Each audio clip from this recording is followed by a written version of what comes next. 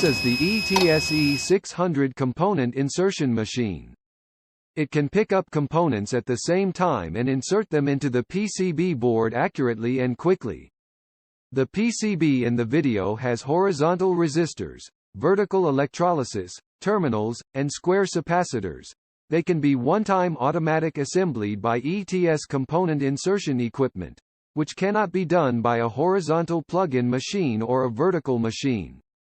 You can see that it takes less than a minute to complete a board with 16 jointed boards, and it only takes 50 seconds.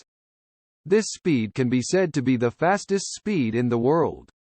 If you are interested in ETS component insertion machine, you can click on our official website for more information. www.etsmachine.com also can by email info@etsmachine.com.